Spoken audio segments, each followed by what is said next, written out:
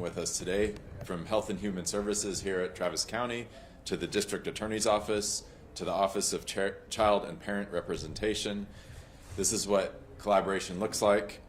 We all have to work together to best help keep kids safe. Parenting is very hard work, I know that firsthand, and parenting without adequate support leads to a less safe and less stable situation for families. In Travis County, with the support of our community, we're working hard every day to make sure that families and the kids in them have what they need to thrive, including access to safe, stable housing, help with utilities and home repairs, support for mental health and substance use disorder, and access to high-quality, affordable childcare.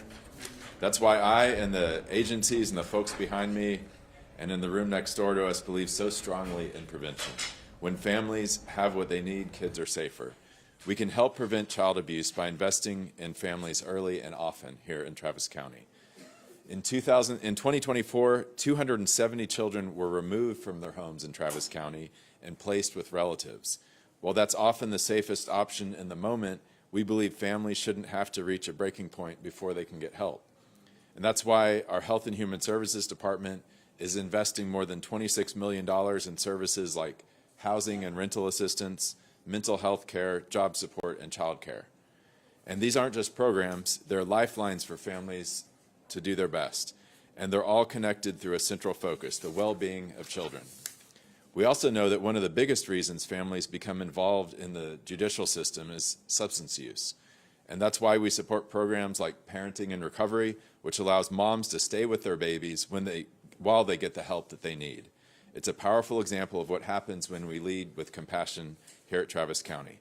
We also have to talk about equity. Families in East Austin often face greater barriers to care and support than those in West Austin, and that's a reality that we can't ignore. If we truly want to prevent abuse, we must close those gaps, and that means making smart, targeted investments in every part of our county. We have to stay focused on what kids really need, not just a safety net when things go wrong, but real support to help their families thrive from the start. So I'm proud of the work we're doing, and I'm even more proud of the families in our community who are working every day to create safe, loving homes for their children. Let's keep showing up for them, not just today, but every day. I'll now pass it on to our District Attorney, Jose Garza. Thank you very much. Good morning, everyone. My name is Jose Garza, and it is my privilege to serve as the Travis County District Attorney. I'm honored to stand alongside our community leaders, public safety officials, and community partners. Together, we're working tirelessly to support and help children as they navigate our criminal justice system during an extremely challenging time. In 2024, the Travis County District Attorney's Office oversaw 634 criminal cases of child abuse and filed 328 civil intervention cases to ensure the physical and emotional welfare of Travis County children. Our office prioritizes child welfare by dedicating over 20 specialized attorneys to combat child exploitation, abuse, and neglect. Our team takes a victim-centered, trauma-informed approach, always prioritizing each child's unique needs and experiences. Our commitment is about more than just pursuing justice. It's about ensuring that each child is treated with dignity and respect and feels supported throughout the process. Knowing that our work can positively shape a child's life for years to come is all the motivation that our team needs. Our prosecutors accomplish this by collaborating closely with law enforcement and community partners. This collaboration is not just a process. It is a powerful force that ensures child victims and their families are supported and honored. Our prosecutors also participate in multidisciplinary team meetings with partners from law enforcement and the Center for Child Protection. These meetings ensure our joint protocols are consistently reviewed and our efforts remain unified. Among our dedicated professionals, we also have a prosecutor joining us today who is embedded at the Center for Child Protection, who provides direct legal support and fosters essential collaboration between our organizations to better serve children and families.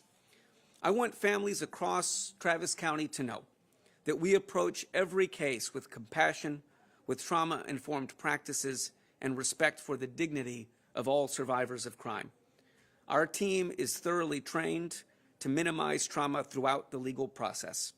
We have policies and specialized training to ensure that each family and child's needs are at the center of everything we do. It does take an entire community of dedicated professionals to protect children, seek justice, and facilitate healing. The District Attorney's Office is proud and honored to be part of this dedicated team committed to the safety and well-being of children and families. Together, we are building safer communities and brighter futures for Travis County children and families. Thank you for your unwavering partnership and commitment to protecting children to all of our partners. Thank you so much.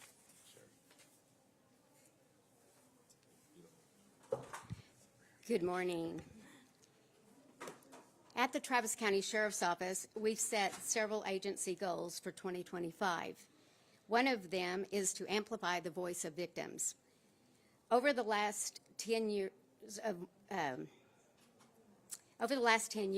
or more, we've witnessed a disturbing trend in which victims and their suffering is getting lost.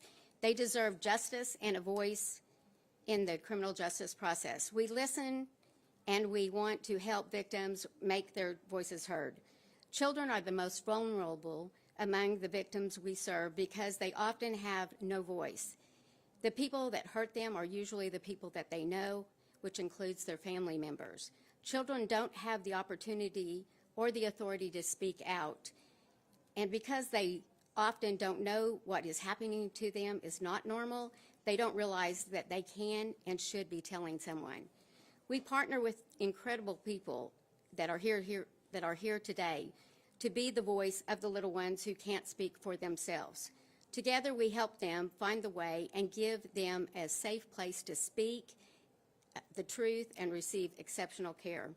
I want the public to know that there are teams of highly trained and passionate people working on each and one of these cases to help serve and protect the children here in Travis County. Many of them are here today, and I want to thank them because they are the unsung heroes. Thank you.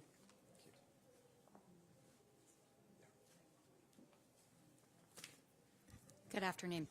I want to thank Judge Brown and Laura Pivito and everyone that worked together to bring this event forward today. I'm Amanda Van Hoos. I'm the Chief Program Officer at the Center for Child Protection, and we are the community voice and a partner on the child protection team with many of the partners you see here today, the District Attorney's Office, the Sheriff's Office, and our job is really to come together and provide a child-friendly, trauma-sensitive response to child abuse and neglect. The center's role in that is to provide forensic services, medical services, therapy, and just overall healing for child abuse and neglect after they have come to the attention of law enforcement or child protective services.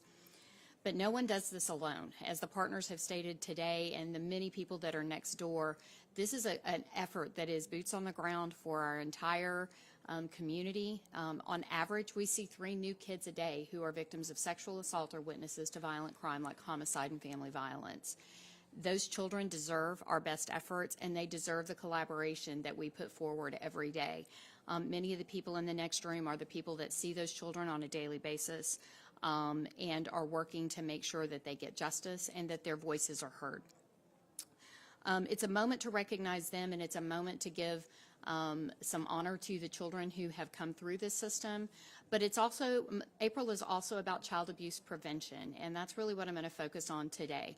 As much as we all are committed to our work, I promise you every one of us would tell you we would like to find another job somewhere else where we're not having to work with victims in our community because child abuse has ended. So prevention is key. We need to be a voice in our community for making sure that children and families know how to protect themselves, that parents are more aware of the types of things that happen that cause our children to become at risk. It was referenced that many of the children that we see are hurt by people that they know and are people that are in their lives.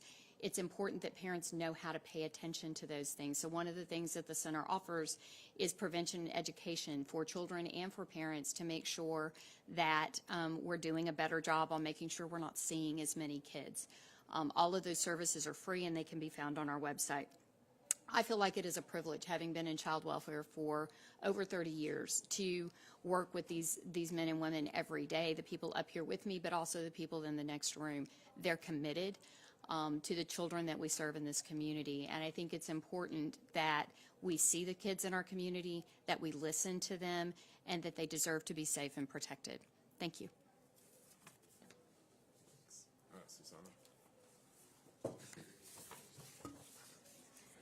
You're right. Oh, Martina. there are two of us. Thank you all for joining us today. My name is Susana Martinez, and as the Executive Director of Partnerships for Children, I'm honored to represent the amazing staff and volunteers who join us in our mission to support and empower children and families connected to CPS. Days like today remind us of the potential we have to collectively impact the safety and well-being of children and families here in Travis County. Partnerships for Children, or PFC, is a community-based nonprofit offering services and programs for children, youth, and families along the full continuum of care. From our Rainbow Room, providing 24/7 basic need items and emergency rental assistance, to the Heart Gallery, raising awareness for children seeking their forever families, PFC approaches this work collaboratively. From its inception, PFC worked closely with DFPS, providing resources to caseworkers who work tirelessly for our children. I would know, because 20 years ago, I was a CPS investigator here in Travis County. I walked in the shoes of the caseworkers that enter our Rainbow Room every day, doing their best to keep children safe, to preserve families whenever possible. And as a social worker, I also know the importance of relying on the fierce advocacy of attorneys, ad litems, parent representatives, and judges that push for the needs of our children. I've brainstormed with partners to develop comprehensive treatment plans and celebrated the efforts of parents to work towards reunification. Now, working from within the community, it is important to ensure partnership is not just in our name, but is embedded in everything we do. That means supporting resource meetings, bringing together passionate and dedicated organizations and government leaders to share best practices, knowledge, and experience that may benefit our clients. We must assist child placing agencies in working alongside those who innovate, remove barriers, and reimagine child welfare, what child welfare can look like in Travis County. Now, I have worked in the child welfare space outside of Travis County, and I can honestly say the collaborative spirit that exists here is rare and special and must be preserved, because the benefits are seen in the outcomes for our children, in the broken cycles of violence, and in the healthy transition to adulthood for our teens.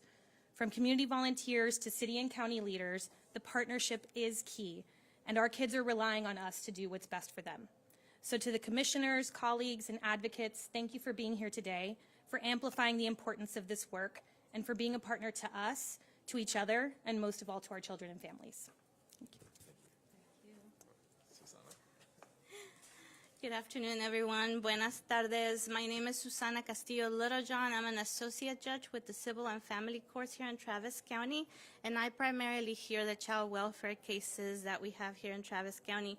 I'm going to make my remarks in English and Spanish, and so I'll start with Spanish. Thank you. Muchas gracias a todos por compartir este día tan importante con nosotros. El mes de abril nos recuerda de la importancia de trabajar unidos para prevenir el abuso a los niños. Desde que he estado trabajando como juez en el área de bienestar infantil y previamente representando a niños y familias en esta misma área, me es evidente que la forma en la que vamos a poder prevenir el abuso de los niños es trabajando juntos y sacar de las sombras la idea de que pedir ayuda está mal.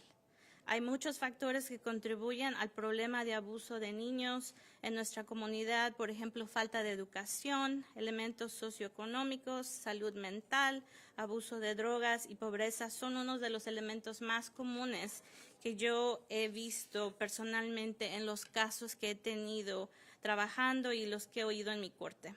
Al igual de que les puedo decir que contribuye al abuso infantil, les puedo decir que hemos tenido mucho éxito en poder preservar la unidad familiar con varios tipos de casos. En mi corte tenemos casos donde la familia se puede quedar unida y obtener servicios para el bienestar familiar. También hay casos más difíciles donde no es posible tener a los niños en casa mientras se trabajan los servicios, pero la reunificación familiar es lo que siempre se trata de lograr.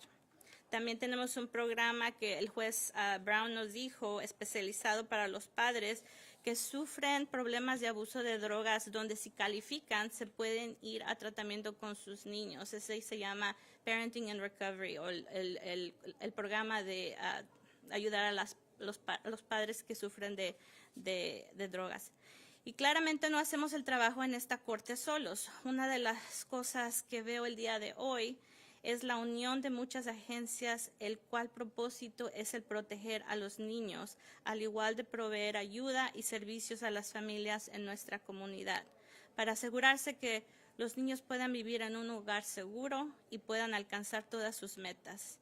Estas agencias incluyen todas las que están aquí presentes y ya han hablado con ustedes. También incluyen el Departamento de Protección a los Niños, CASA, SAFE, Casey Family, Health and Human Services, Integral Care y muchos más. A estas agencias les agradezco su colaboración y estoy orgullosa de trabajar con ustedes. Para concluir, me gustaría pedirles a todos que tomen parte en los esfuerzos de prevención al abuso de niños y que no tengan miedo a pedir ayuda o reportar el maltrato de un niño, porque unidos vamos a poder hacer la diferencia en nuestra comunidad. Thank you all for sharing this important day with us. April is the month that reminds us of the importance of working together to prevent child abuse in our community. Since I have been hearing child welfare cases as an associate judge in Travis County, and before that, while representing children and families in this area of the law, it is very clear to me that the way we are going to be able to prevent child abuse is by working together and by bringing to the light this misconception that it is wrong to ask for help. As you all may know, there are many factors that contribute to child abuse in our community. For example, lack of education, socioeconomic status, mental health, substance abuse, and poverty are some of the most common factors I have seen in the cases that come before my court. At the same time, I can tell you that we have been very successful in being able to preserve many families in various types of situations. In my court, we have different types of cases. There are some cases where it's safe to keep the family together and provide services to address the child abuse or the risk of child abuse in that family.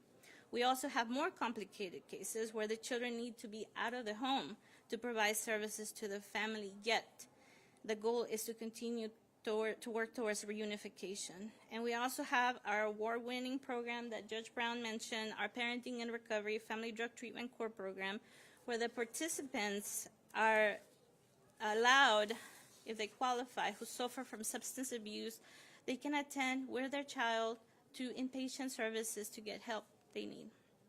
However, we don't do the work alone. I know this. One of the great things I see today is the coming together of many agencies with the shared goal to protect children, to provide services to families in our community, and to make sure children can live in a safe place and are able to reach their goals.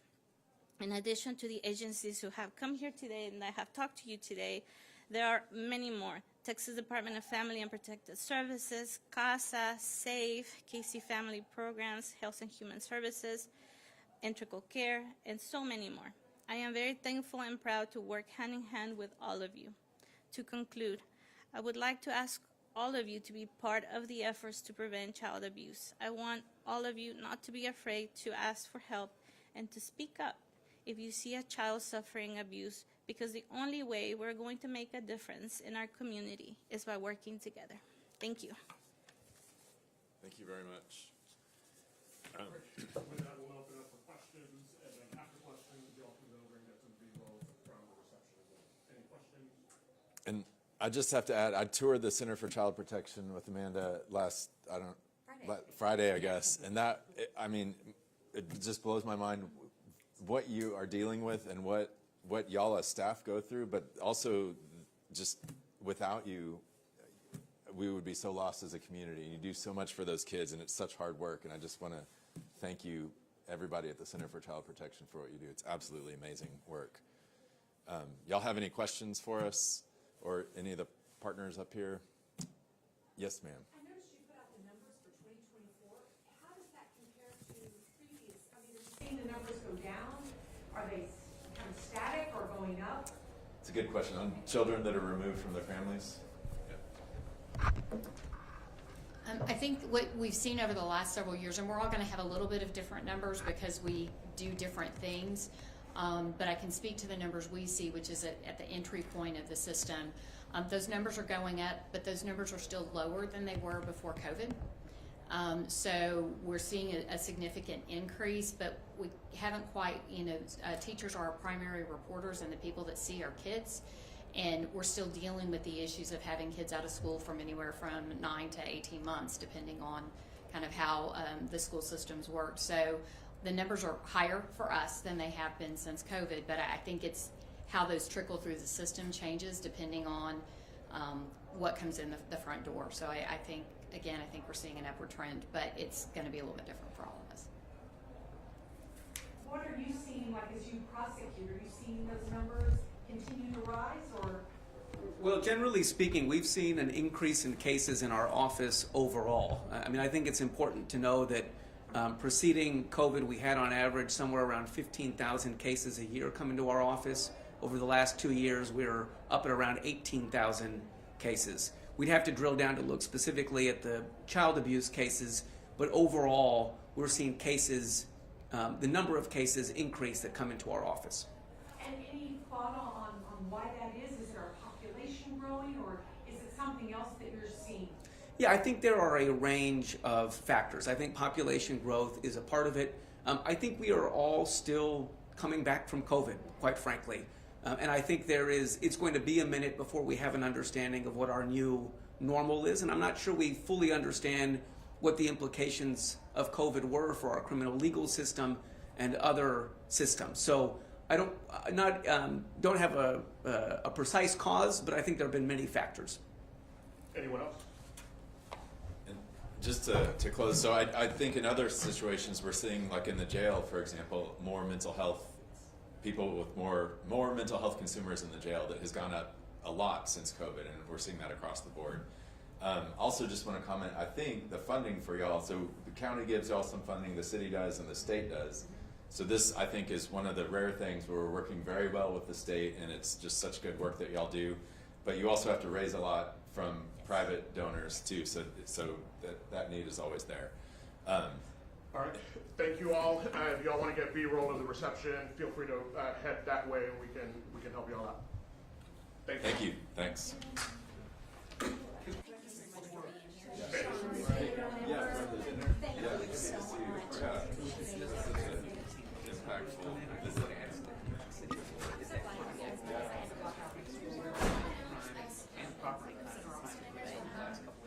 Just to give you a full